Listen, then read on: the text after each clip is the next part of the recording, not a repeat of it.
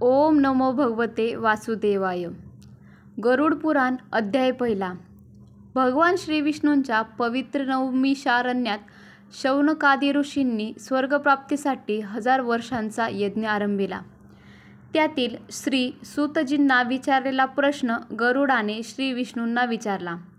भगवान, संसारातील दुःख व कष्ट यांचा नाश करण्याचा उपाय तसेच इहलोकातील सत्कर्मे व भक्तिमार्गाचा अवलंब न करता पापकर्मात रममाण होणाऱ्या पापी लोकांना इहलोकात व मृत्यूनंतर परलोकात यमराज्यात भोगाव्या लागणाऱ्या यातना, दुःख, कष्ट व पीडा यांचे वर्णन ऐकवाल का? या प्रश्नाचे देवादिदेव कृपासिंधू भगवान श्री विष्णूंनी दिलेले उत्तरच मी आपल्याला ऐकवतो असे म्हणून सूतजी सांगू लागले. या लोकी म्हणजेच इहलोकी अनेक श्रेष्ठ भक्त व ते आपल्या श्रेष्ठ भक्तिमार्गाने कल्याणप्रद अशा पुण्यप्राप्तीचे अधिकारी झाले. अशा श्रेष्ठ भक्तांच्या भक्तिमार्गाच्या कथांकडे पाठ फिरवून पापकर्मात रममाण होणाऱ्या लोकांचा धिक्कार आहे. आपण ज्यांना बोलण्यासाठी तोंड व वाणी दिली आहे त्यांना आपले पवित्र नाव घेणे जमत नाही. त्या पापी लोकांना परलोक प्रवासात यमपुरीत पोचवतोपर्यंत कोणकोणत्या महाभयंकर संकटांना सोसावे लागते ते हे भगवान आपण दयाळू अंतकरणाने मला सांगावे. तेव्हा भगवान श्री विष्णू म्हणाले, पक्षीराज ऐका. जे लोक आपल्या जिवंतपणी धर्ममार्गाने चालत नाहीत, वेदशास्त्र पुराणांचे श्रवण करत नाहीत, दया व न्यायबुद्धीने वागत नाहीत, त्यांना आपल्या धनदौलतीचा, रूपाचा, विद्येचा गर्व असतो व त्या घमेंडीत जे सदैव इतरांचा अधिक्षेप करतात, अहंकाराने फुगून जातात, त्यांना इहलोकात तर दुःख सोसावे लागतेच, पण मृत्यूनंतरच्या परलोक प्रवासात अनंत यातना भोगाव्या लागतात. मनुष्यजन्मात माणूस तरुण असे तोपर्यंत वाटेल तसे वागतो, देहाचे सगळे भोग भोगतो, पण वृद्धावस्था आली की तो रूपहीन, बलहीन होऊन घरात पडून राहतो. त्याचे चालणे, बसणे, उठणे, फिरणे हळूहळू कमी होते. गात्रे क्षीण होतात.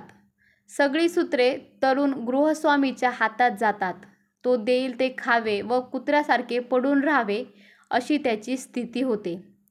भूक पचनक्षमता मंदावते. शरीर क्षीण होते. नाना व्याधींनी जर्जर होते. अशातच अचानक एके दिवशी मृत्यू साक्षात त्याच्या समोर अक्राळ विक्राळ स्वरूपात उभा ठाकतो. मरणाऱ्याला दिव्यदृष्टी प्राप्त होते. सर्वसामान्य जिवंत माणूस पाहू शकणार नाही अशी अदृश्य दृश्ये तो पाहू शकतो. त्यातूनच त्याला आपल्यासमोर उभ्या असलेल्या अक्राळ विक्राळ स्वरूपात आपले प्राणहरण करण्यासाठी आपल्यासमोर उभे असलेले पाहून घाबरून त्यांच्यापासून दूर पळण्यासाठी त्याचे पंचप्राण शरीरातून बाहेर पडण्यासाठी फडफडू लागतात. प्राण जाताना हजारो विंचवांचा दंश व्हावा तशा वेदना होतात. भीतीने तोंडातून लाळ बाहेर पडते.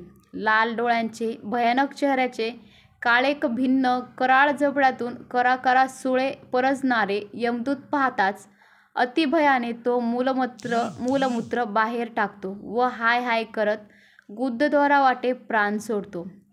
मृत पावताच त्यांचा प्राण अंगठ्या एवढे शरीर धारण करतो व आपले घरदार, आप्तेष्ट यांच्याकडे अभिलाषेने पाहत राहतो.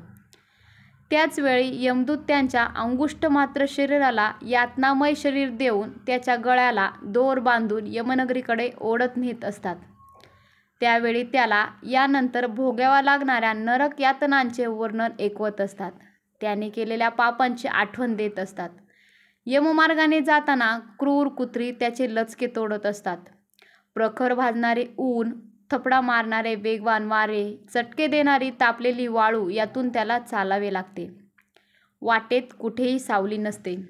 तहान भागवायला पाणी देखील नसते. अशा प्रवासात यमदूत चाबकाचे फटकारे मारत फरफरटत त्याला नेत असतात. जाताना त्याला धमकावत असतात, अरे दृष्ट पाप्या आत्म्या, चल भरभर, तुला कुंभीपाक इत्यादी नरकांचा उपभोग घ्यायचा आहे. यमलोकी जायचे आहे. थकत पडत उठत तो अंधकारमय नरकात पोहोचतो. त्यावेळी दुसरा किंवा तिसरा मुहूर्त असतो. ते यमदूत त्याला घोर नरक यातनांचे दर्शन घडवतात. यमराजाचे दर्शन घेऊन तो आत्मा यमराजाच्या आज्ञेने पुन्हा मनुष्यलोकात येतो. तिथे आल्यावर त्याला आपल्या पूर्वशरीरात प्रवेश करावेसे वाटते, पण यमदूत त्याला आपल्या पाशात बांधून ठेवतात. तो जीव तहानभुकेने तडफडतो, व्याकुळ होऊन रडतो, पण मृत्यूच्या वेळी दिलेले दान आणि पुत्राकडून दिलेले पिंड खातो. पण त्या पापी आत्म्याचे समाधान होत नाही. यमयातना भोगल्याशिवाय माणसाचा जन्म मिळत नाही. म्हणून मृतकाच्या पुत्राने 10 दिवस पिंडदान करावे. ज्यांचे पिंडदान होत नाही ते कल्पभर प्रेतयोनीत राहून निर्जन वनात दुःख भोगत राहतात.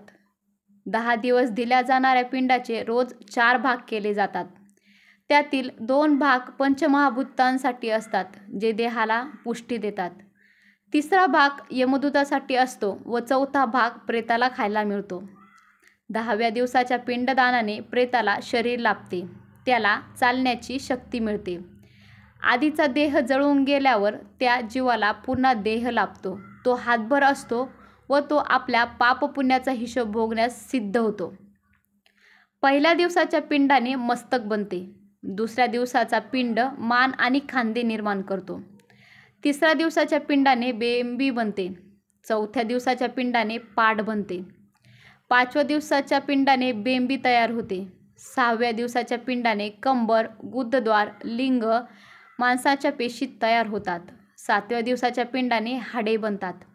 8व्या व 9व्या दिवसाच्या पिंडाने जांघा आणि पाय तयार होतात. 10व्या दिवसाचा पिंड नवनिर्मित देहात तहान व भूक उत्पन्न करतो. अशा रीतीने भूलोकावर ज्या तहान व भुकेपोटी जीव नाना पापे अत्याचार करतो, तीच तहान व भूक घेऊन मरणोत्तर प्रवासातील नाना यातना व शिक्षा भोगण्यास सिद्ध होतो. भुकेने व तहानेने व्याकुळ झालेला मृतकाचा जीव 11व्या आणि 12व्या दिवसाच्या श्राद्धाचे अन्न ग्रहण करतो. 13व्या दिवशी यमदूतांच्या पाशांनी बांधलेला जीव एकटा पडतो, अनंत यातना सहन करतो. रोज त्याला 247 योजने प्रवास यमदूताबरोबर करावा लागतो. सौम्यपूर, सौरीपूर, नगेंद्र, ब्रह्मापाद, दुःखद, नाना, क्रंदपूर, सुप्तभवन, रौद्रनगर, पयोवर्षण, शीताढ्य, बहुभीती अशी 16 गावे त्याला पार करावी लागतात. त्यानंतर यमपूर येते. अध्याय 1 समाप्त. ओम नमो भगवते वासुदेवाय.